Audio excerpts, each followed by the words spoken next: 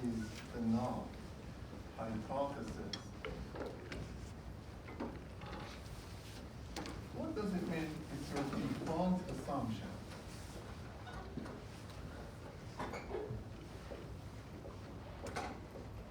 So this is my default assumption, H0. Also, beside this H0, I have another hypothesis, which is called alternative hypothesis. So I want to pick one of these two hypotheses. In order to pick one of these two, I need to design a statistic. For example,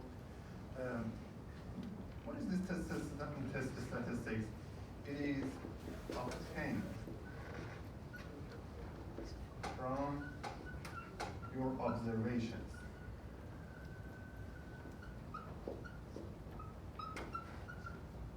Okay?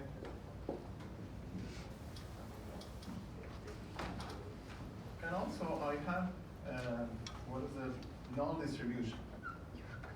What is null distribution?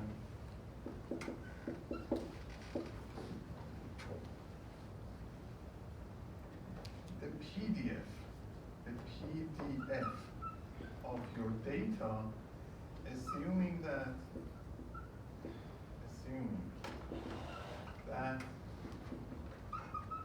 the default hypothesis is correct. Okay? So I need these four, what else do I need? Oh, also rejection region. What is rejection region? Let me write with another color.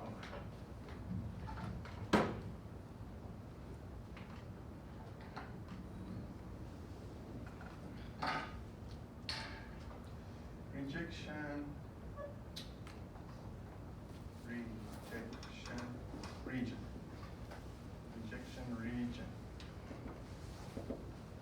So the rejection region, if X belongs to the rejection region, then we need to reject hypothesis 0, reject the default hypothesis. So these are the terminology we have to use, but we have something else like significant level and p-value. But first, let's see a simple example so that I can map these terminologies to a simple example. Example 1. For example, you flip a coin 10 times. Okay.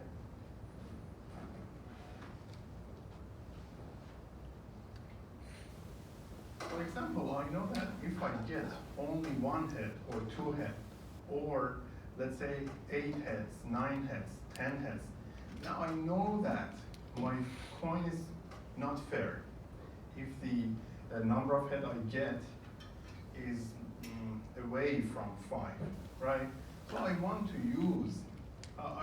make this like mathematically, but how can I do that? So I want to decide whether, based on my observation, whether the coin is fair or not.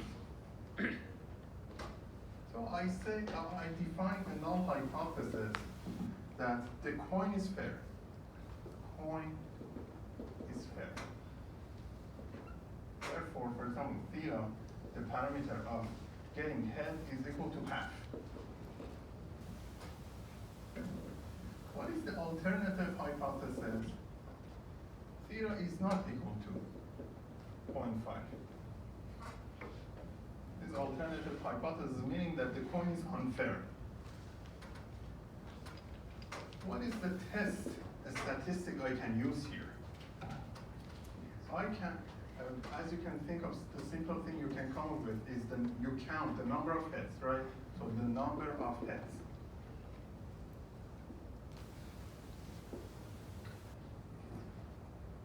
Now, the other one, null distribution. What is null distribution here?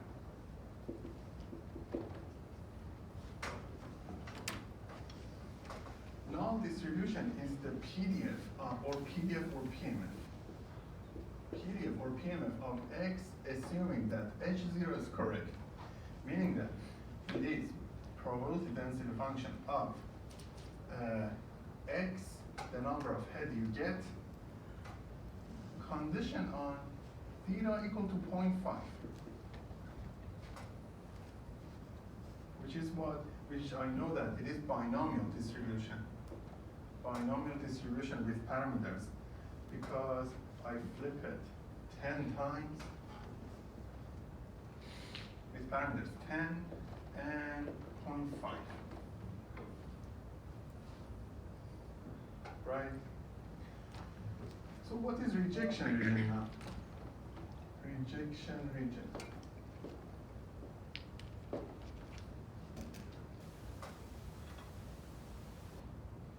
So basically, we have to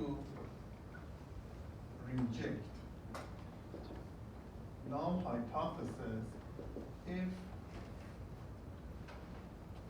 the number of heads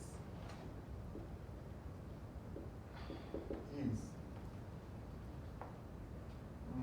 smaller or greater than 5. Make sense?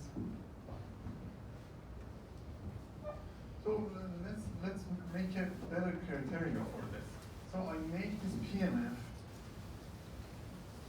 for the null distribution.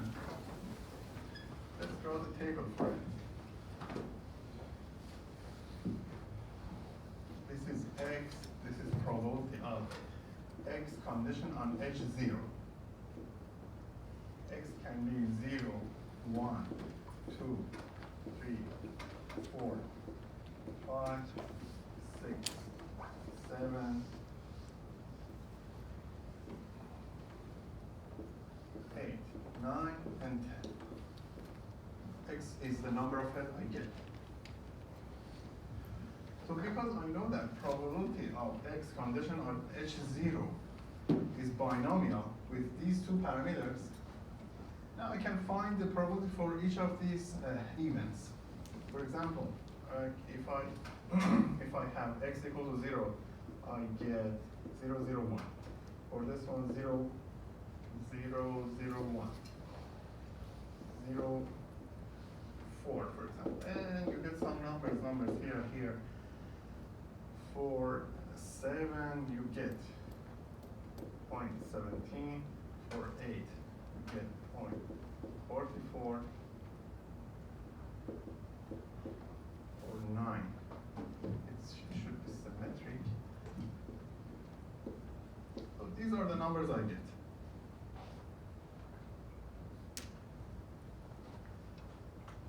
Okay?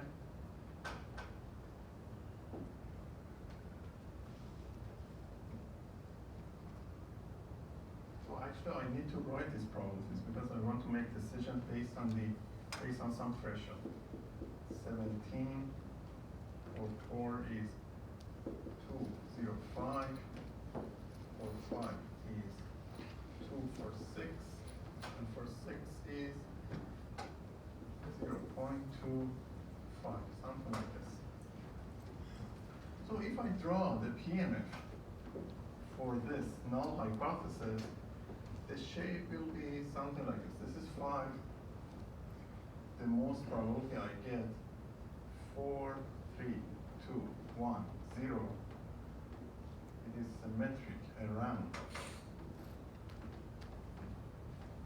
It is symmetric around 5, 4, 3, 2, 1, 0, 6, 7, 8, 9, 10. Okay? Now define a threshold. For example, I say that if this probability is above this threshold,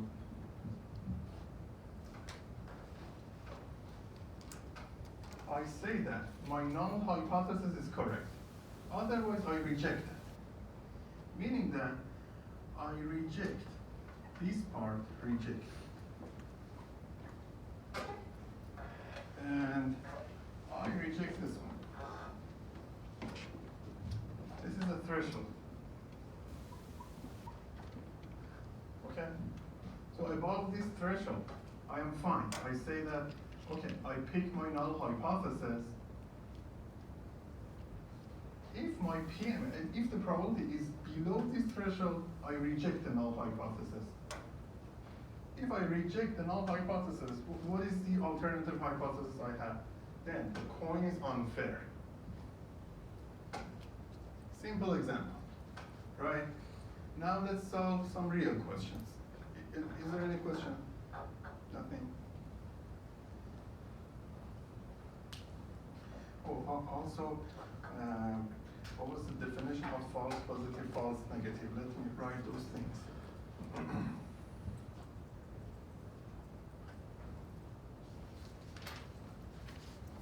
But sometimes, based on this method, I may make some mistakes. What type of mistake can I make? For example,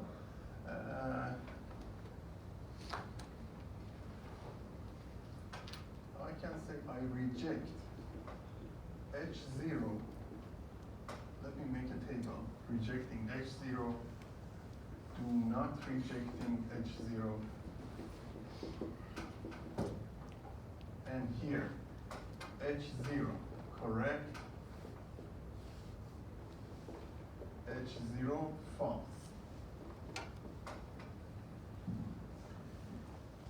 If I mistakenly reject H0, in case H0 is correct, I have type 1 error. Type 1 error.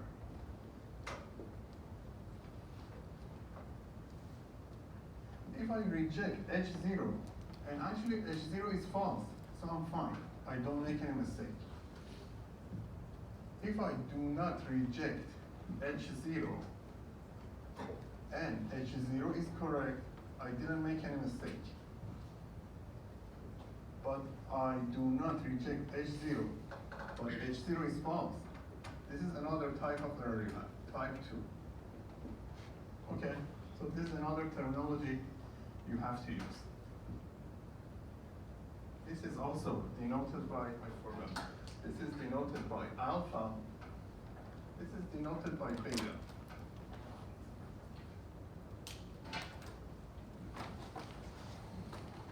Okay, let's solve question number 1. Question 1. Assume that you have some data coming from a geometric distribution with parameter theta.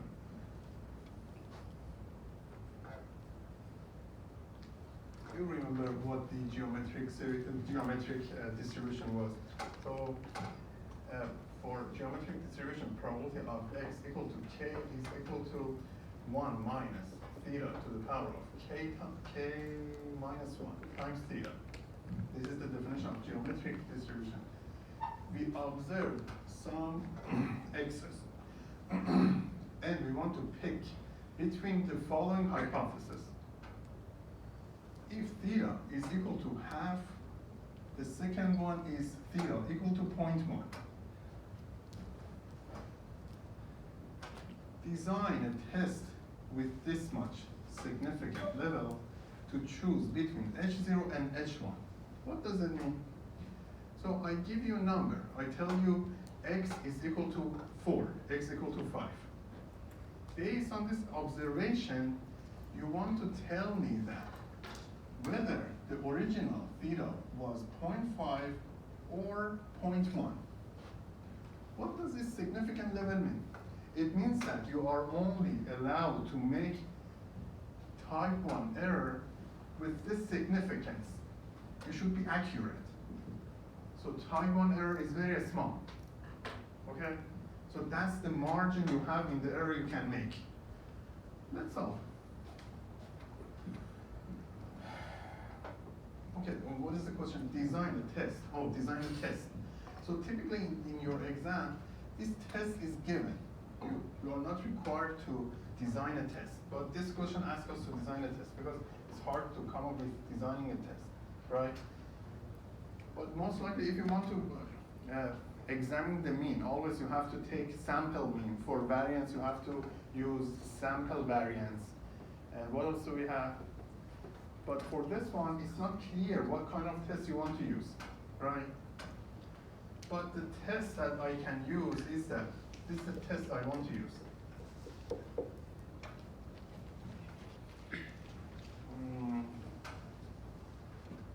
accept the null hypothesis if my observation is below something. Okay. And I reject the null hypothesis if x is above some threshold. So this is, let me explain what is going on.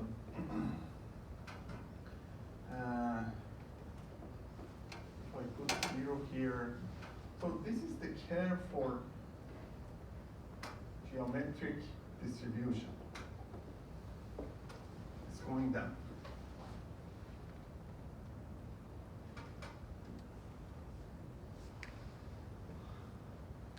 What are these two values? 0.1.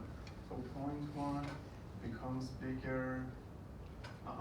So after some point, this is my C. If x is greater, your observation is greater than some C, then you reject the hypothesis 0. Meaning that, let's correspond it to the figure I draw over there. I need to find the corresponding probability here based on this threshold. I need to find the corresponding C. So I have a threshold, which is significance level.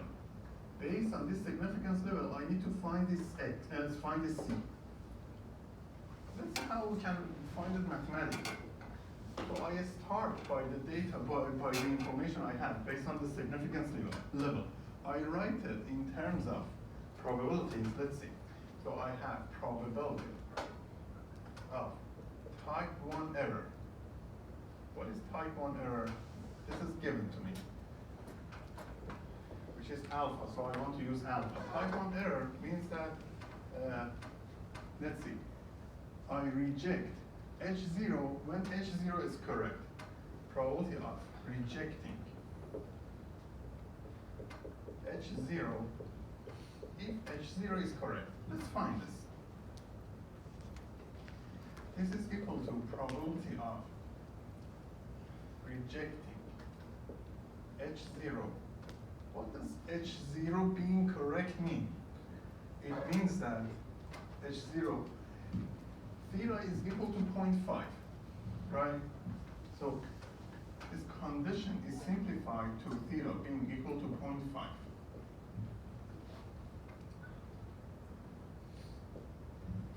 When do I reject H0? When x is greater than some constant. So this is equal to probability of x being greater than some constant, theta equal to 0.5. Now I need to find this probability. So always have this in mind that the alpha, the value for alpha, type 1 error, is defined based on the null distribution, meaning that you assume that null hypothesis is correct, you find the distribution is always the case. And you use parameter alpha in order to find this C. Now let's simplify. So all of them just follow the same rule. So x greater than C, it will be summation, right? Summation of I equal to C plus 1 up to infinity, 1 minus, I want to use this geometric distribution. So now I know that theta is equal to, let me write theta for now. Let's call it theta 0. Theta 0. This is theta 0. 1 minus theta 0 to the power of k minus 1 times theta 0. Right? That's the probability. X greater than C, starting from, oh, I put I here, so I. Is that correct? Let me check. I minus 1 minus I 0. Yes. Any questions? So probability of x greater than C. I use this distribution. And I know that my theta is equal to theta 0. Let me write it more, it's better way. Theta equal to theta 0 equal to 0.5. Now let's simplify this summation. Theta 0 is constant. I can take it out of the summation. And also, I know these terms start from 1 minus theta 0 to the power of c, so I can factor that out. I have summation of 1 minus theta 0 to the power of I. Now, I is starting from 0 to infinity.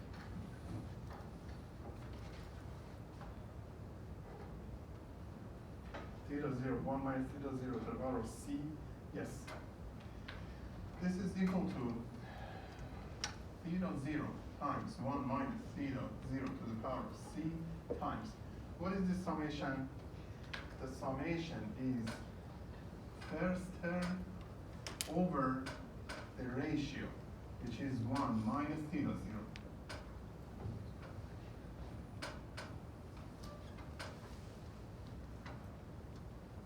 One minus theta 0 equal to. Do you remember the summation for geometric series? The summation of,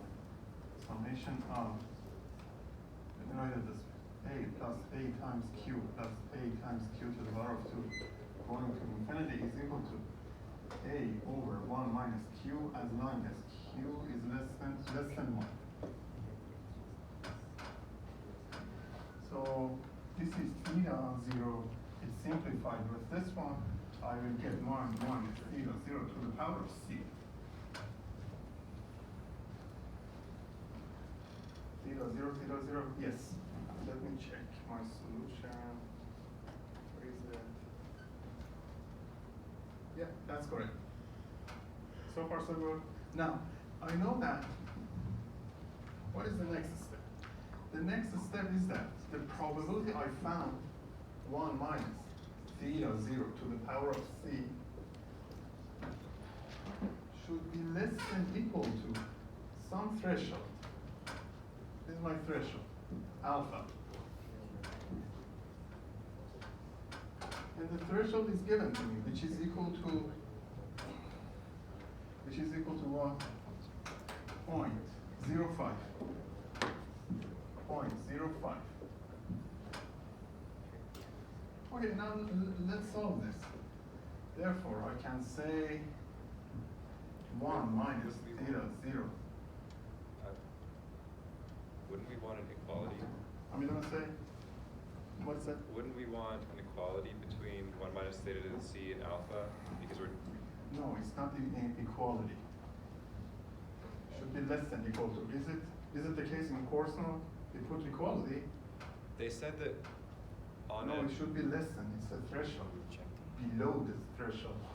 This is correct. But in order to make it easier for yourself, you can solve it. But we're finding c, right? We want c such that alpha is 0.05. We want c such that alpha is 0.05. And then we pick h naught or reject h naught depending on c. Given don't x. look at it that way. No, it confuses you. This is correct. Your probability less than a threshold. Because we have... Yeah, that's right. We want to find c. But c should be greater than or equal to something. I don't know, greater than or equal to, I don't know. Greater than or, less than something. It's not clear for me. You need to simplify this. Let me check the definition professor gave you. Because it says accept h naught if x is less than c. So c can't be Very. some, like it has definitive value. So it's like it's increasing thing. Yes, but the geometric series, the c is the steps like 1, 2, 3, 4, 5, 6. Can I have c equals to 6, 1, 5? How do you think See, so? it is to the floor.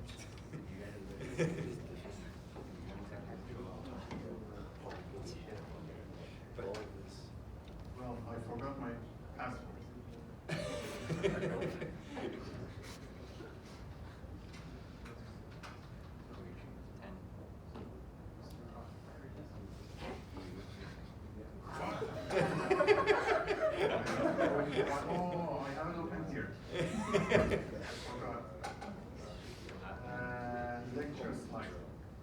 side, it should be side 5, right? Just looking for that. Let me check. Okay, if we're looking for a C, like that election. Okay. Alpha less than We're looking so alpha Like of alpha, R alpha is is probability. Yeah, that's correct. Oh, it Yes, is? yes, the same notation. Okay. That's correct. So alpha R is the probability that I wrote over there. Yeah. Yeah, that's correct. So I'm solving this inequality. Oh, let me switch back to the question.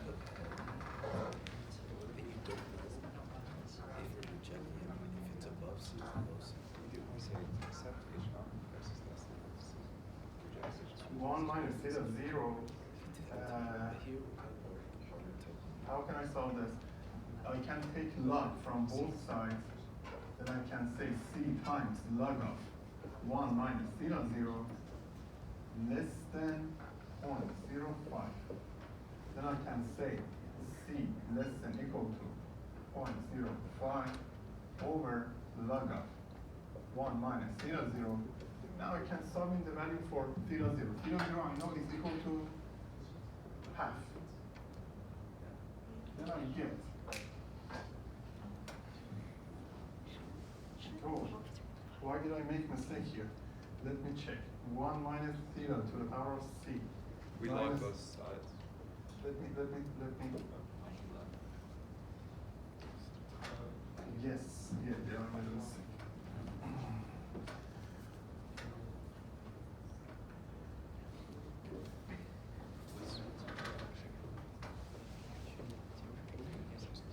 Ln of 0.05. Okay?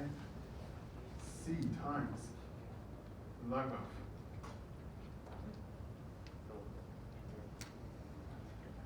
But still there's something wrong. Let me check.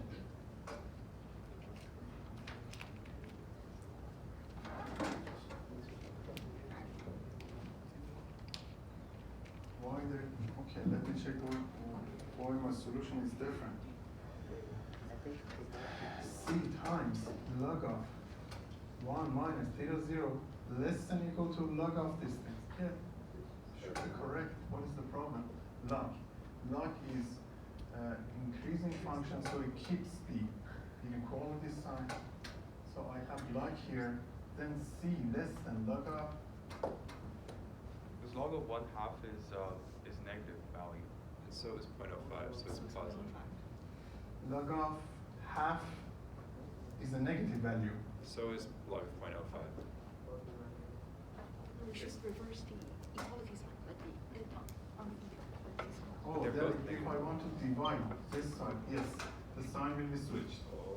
Yes, yes, good catch. Yeah, because these are negative numbers. If I want to divide both sides by a negative number, then the sign will be switched. Good. This is equal to 4.32. So C is greater than 4.32.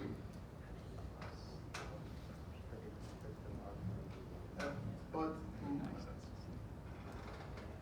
assume that this C belongs to natural numbers, meaning that it's an integer, greater than or equal to 0. If this is the case, so I can say C is equal to 5 belongs to natural number, because C is greater than 4.32. Correct? Okay. Now, if your observation is less than equal to 5, meaning that 1, 2, 3, 4, 5, you accept hypothesis 0, meaning that your theta is equal to half. Cool? What about the other part? Find the probability of type 2 error, beta. Let's write the definition for it. Let me write it here.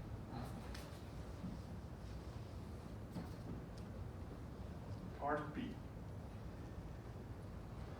Part B, I know that beta is defined as probability of type 2 error.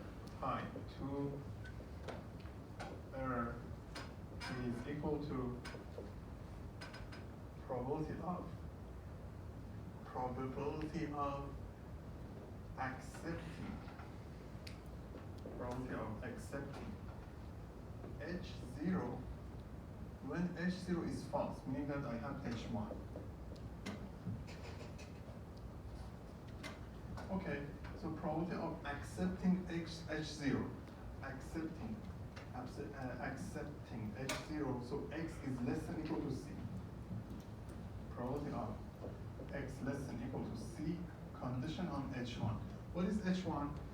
H1 theta is equal to 0.1.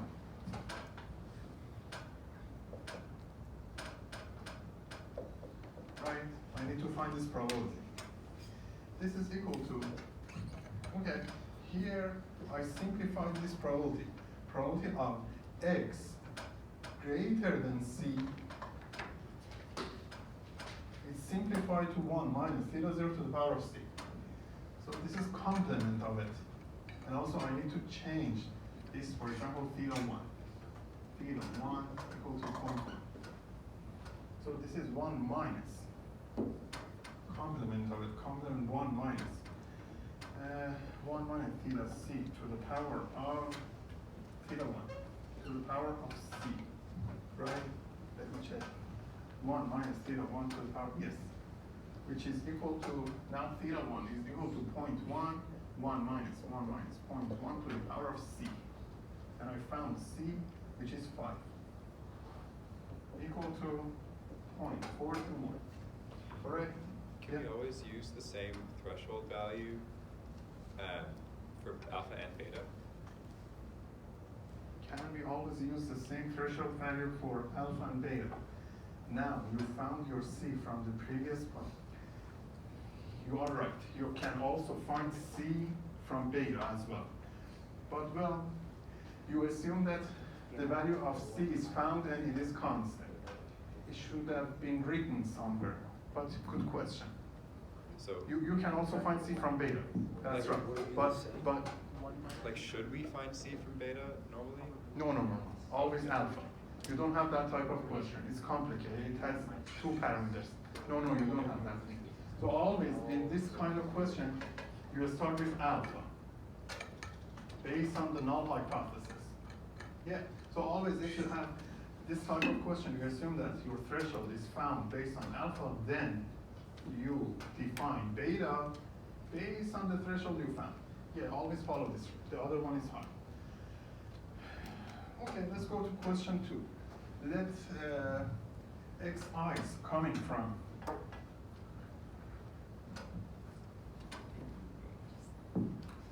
a normal distribution with unknown parameter mu.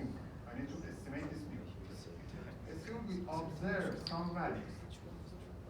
We want to decide between 2 hypotheses. Hypothesis 0 says that the mu value is equal to 2, and the other alternative hypothesis rejects it. Now the significance level is given. Do you accept or reject hypothesis 0 based on your observation? What do we have to do? We have z-test. Do you remember? Does professor mention the name of the test? Yeah. Z-test and Yeah. t-test, right? Okay, so we have to use z-test here because they are coming from normal distribution. Why not t-test? You tell me. Because you know the population variance. Because we know the variance. Because we know the variance, we have to use z-test.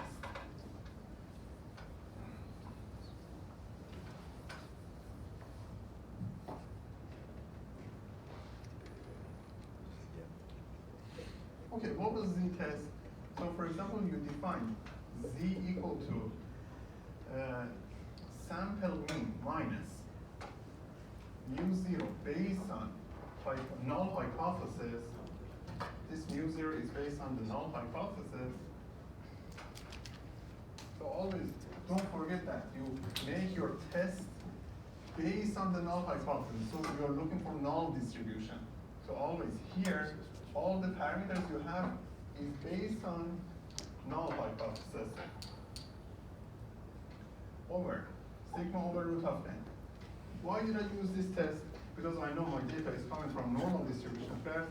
Second one, because I know that the variance is known, so I have to use z-test. Okay, in order to calculate this, I need to find x bar based on the data given to me. X bar, yeah, I have 4 data, 4 samples. So it turns out x bar is this number, yeah, and also mu 0 for null hypothesis is 2, mu 0 is equal to 2, and also variance is given to me, and the number of samples equal to 4.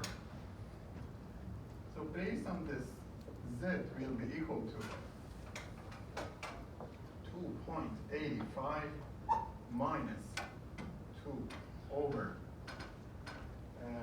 sigma, which is 1 over root of n, root of 4. Turns out it is equal to 1.7. Okay. Now, this is the z-test, z-value I found. I need to find the critical value corresponding to this given alpha.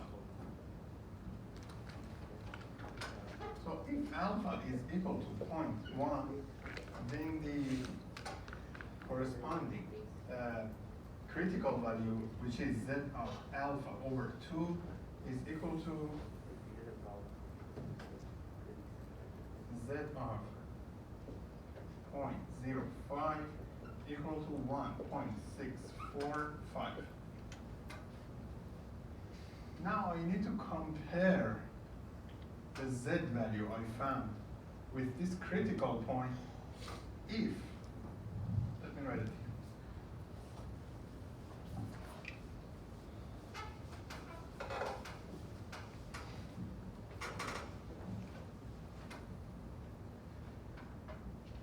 If absolute value of z is less than z of alpha over 2, let's imagine this is my distribution for null hypothesis. If z is less than alpha over 2, these are the critical points, critic 1, critic 2. So if I'm in this area, I accept the null hypothesis. Otherwise, I reject it. So these are the rejection region.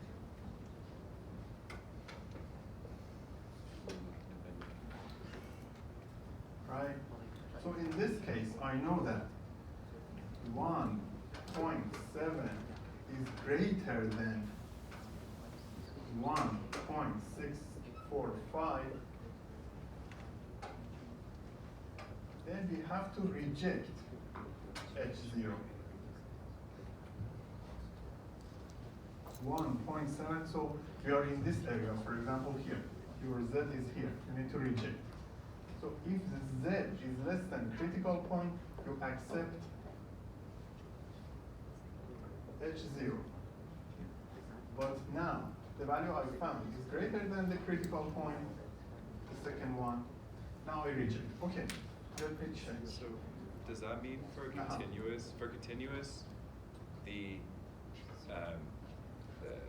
value that we use for the accepting and rejecting is constant, whereas in a constant, what do you mean? like we picked yeah. z of alpha over 2 is some From constant. the table.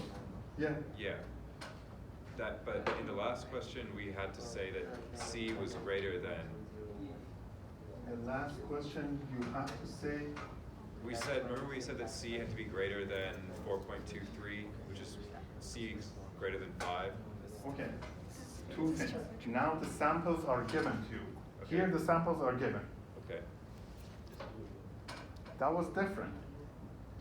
You, in the previous question, you were trying to determine whether you want to reject or accept based on some sample that will be given to you in future.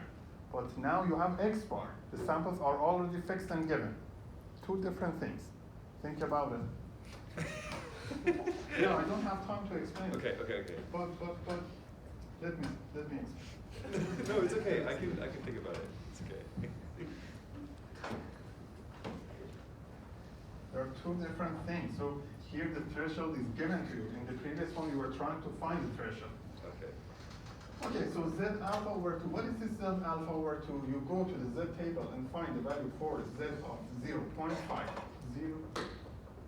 0.05. Okay, let's go to the next one. For given value of alpha, find beta as a function of mu and alpha. Again, what is beta? Let me write it here. Beta type 1, type 2 error. So accepting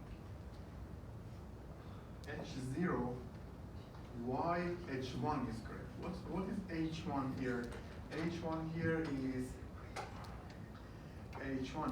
is actually the other mu. Mu equal to mu1, which is not equal to 2. Is that correct? Not equal to 2, yes.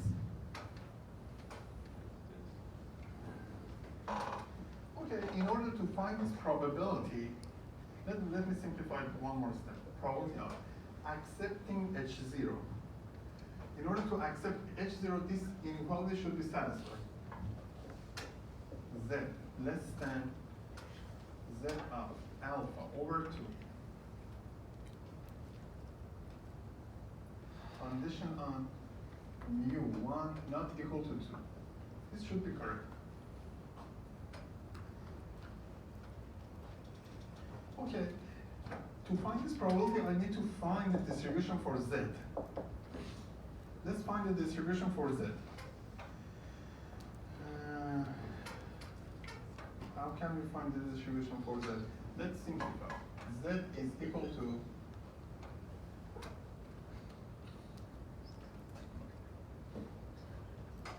x bar minus mu0, which is 2 over 1 over 2, which is 2 times x bar minus 2. Okay? So I simplified it. I want to find the distribution for Z bar. Now I can find the distribution for x bar. Why? Because I know the samples are coming from normal distribution. Therefore, I can find the distribution for this x bar. How? You had it before. X bar is normal with parameter, with the sample, with the mean equal to the mean of each of them, which is mu, for example, and the variance over the number of samples, which is 1 over 4.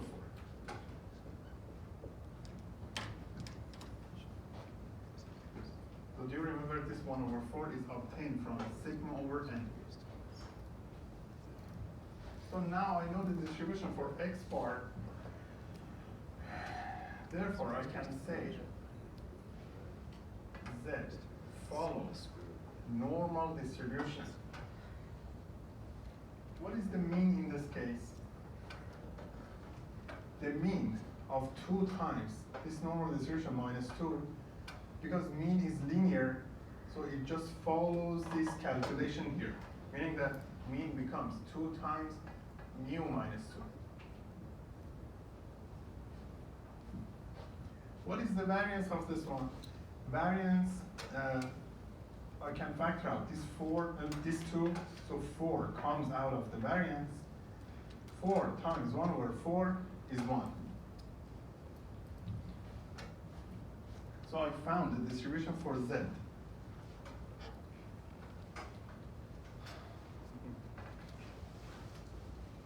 So I know the distribution for Z. Now I can find this probability. Let's go back to this probability. So this probability, now I know that. Let me write it here.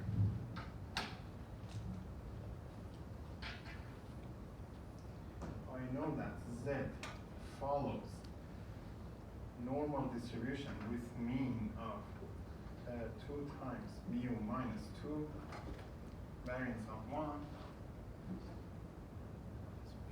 I have this in mind. So what is the final answer for this? Z being between these 2 points. I can write it in terms of 5 functions. Let's imagine it.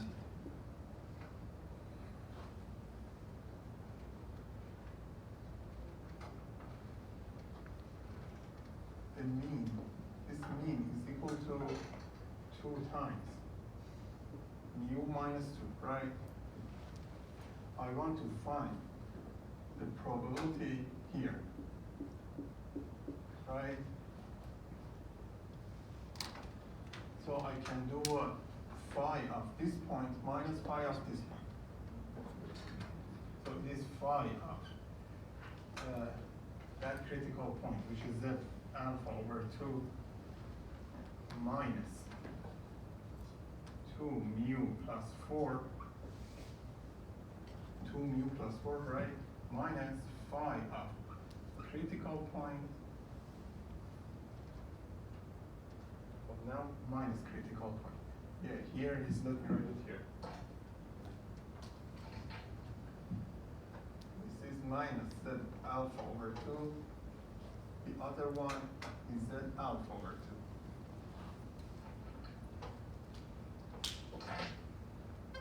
So now I want to use phi function. This is minus 2 mu plus 4, and that's it. Check. So yeah, I subtracted the mean